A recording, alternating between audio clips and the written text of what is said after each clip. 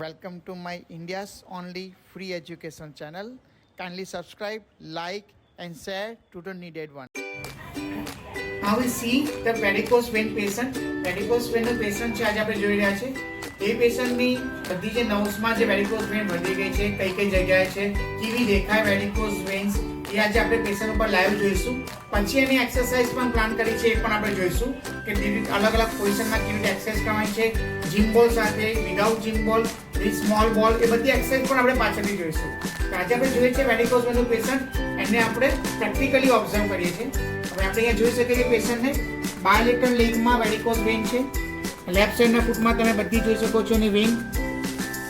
એમાં કેવો ટાઈપનું તમને કરોડિયાના જાડા જેવું આમ દેખાય. ઓકે, બધી ટોર્ટોઇસ થઈ ગઈ છે વેન, કૂચડા જેવું તમને દેખાય નોર્મલી.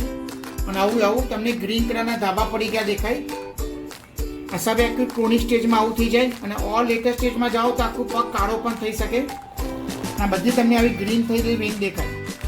આ કહેવાય વેરિકોસ વેન્સ. જો કોઈને બી આવી શરૂઆત થઈ ગઈ હોય તો તમે અત્યારથી જ એને એક્સરસાઇઝ કરીને આને રોકી શકો. બંને પગમાં તમે આ જોઈ શકો છો, આના પંજામાં પણ જોઈ શકો છો કેવા ટાઈપની તમને વેન્સ, ટોર્ટોઇસ વેન દેખાય છે પંજામાં. સેમ એજ વેન્સ અહીંયાથી ઉપર કન્ટિન્યુ રહે છે. આ તમે અહીંયા આખું એન્કલથી જોઈ શકો છો કે આ this is called varicose vans. અને આખું તમે અહીંયા ગ્રીનિશ જોઈ શકે છે. આ બધી રેડ થઈ ગઈ છે. ટોર્ટોઇસિટી તમે જોઈ શકો છો. કરોડિયાના ગુચ્છા જેવું દેખાય, જાડા જેવું દેખાય તમને. This are varicose veins. તો પેશન્ટમાં તમે વેરિકોસ વેનની પ્રોબ્લેમ છો એટલે પેશન્ટ પહેલાં કમ્પ્લેન કરે કે મને પગ દુખે છે, પંજા દુખે છે, ઊભા રહે છે, વધારે ઊભા રહેવાનું છે તો થાક લાગે છે, કે આ ગોટલા દુખે છે, આ કાફના મસલ્સ દુખે છે. તો બધા પેશન્ટ કમ્પ્લેન આપી શકે. અને આમાં વેરિકોસ વેનનું આપણે જોયું હતું પેથોફિઝિયોલોજી કે એમાં વેનના વાલ્વ બગડી ગયા હોય છે. વાલ્વ જે ક્લોઝ હોય છે ઇનકમ્પિટન્ટ થઈ જાય છે. તો વાલ્વમાં વચ્ચે આવો ગેપ બને છે.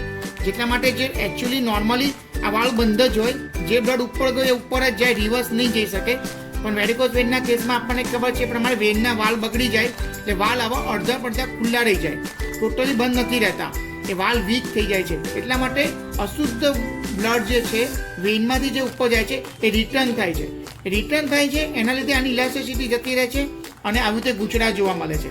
અને જેના લીધે બધું અશુદ્ધ બ્લડ અહીંયા પગમાં ભેગું થાય, જે પેશન્ટને પેઇન કરે અને આવું કલર ચેન્જીસ બતાવે. અને આવી રીતે વેન્સ તમને આવી ટોર્ટોઇસિટી જેવી જોવા મળે, ગૂંચડા જેવી જોવા મળે.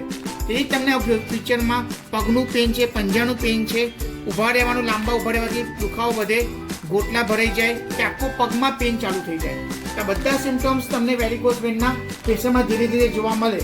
તેને અટકવા માટેની એક જ રસ્તો છે કે મેડિસિન ચાલુ કરો, સ્ટોકિંગ પહેરવાના ચાલુ કરો, અને સેકન્ડ છે તમે ફિઝિયોથેરાપી એક્સરસાઇઝીસ કરો, જેનાથી તમે આ બધી વેનને ટ્રેન કરીને તમે આ પ્રોબ્લેમ આગળ વધતો અટકાવી શકો. તો આવા પ્રોબ્લેમવાળા પેશન્ટ્સમાં ફિઝિયોથેરાપી બહુ સારું વર્ક કરે છે. જો પ્રોપર ફિઝિયોથેરાપી પ્રોપર સ્ટેજમાં ચાલુ કરવામાં આવે તો તમને આ પ્રોબ્લેમને આગળ વધતો અટકાવી શકો. અને આગળ જાણવામાં કરવામાં આવતી સર્જરીઝ હોય છે, જે લેઝર સર્જરી હોય છે, અને પ્રકારની બીજી ઘણી વેન સર્જરીઝ પણ હોય છે, વાલ્વ્યુલર સર્જરી હોય છે, એ બધાની તમે છુટકારો મેળવી શકો. આનું વહેલું ડાયગ્નોઝ કરીને, વહેલું ઇન્ટરપ્રિટ કરીને એને એક્સરસાઇઝ ચાલુ કરી દો, તો જેથી આ પ્રોબ્લેમ આગળ વધતો આપણે અટકાવી શકીએ. Physiotherapy works a wonder in this cases. So હવે આગળના ખાસ ફિઝિયોથેરાપી એક્સરસાઇઝના વિડીયો તમે જોજો અને એને ફોલો કરજો. હેલ્ધી પર્સન બી જેને વેરિકોસ વેન નથી પણ જેને ઊભા રહેવાની જોબ છે, લાંબુ એક જ જગ્યાએ ટેબલ પર બેસી રહેવાની જોબ છે, જેમાં આપણા પગ વધારે ટાઈમ લટકતા રહે છે, તે બધાને આ ફીચરમાં વેરિકોસ વેન આવવાના ચાન્સીસ ખરા. તો એ લોકો પણ એક્સરસાઇઝ અત્યારથી કરશો તો તમે આગળ બતાવેલી એક્સરસાઇઝ, તો તમે આગળથી આ પ્રોબ્લેમને અત્યારથી અટકાવી શકશો. તો જેને નથી એ પણ કરી શકે, અને જેને છે એને તો જરૂરથી કરવી જોઈએ, જેથી આગળનો પ્રોબ્લેમ આપણે અટકાવી શકીએ અને સર્જરીથી દૂર રહી શકીએ. સો આગળનો નેક્સ્ટ એપિસોડ આપણે જોઈશું, જેમાં બધી એક્સરસાઇઝ એક્સપ્લેન કરશું. Thank you very much. Thank you for watching. Please give your comments and feedback. Stay tuned for more upcoming new videos.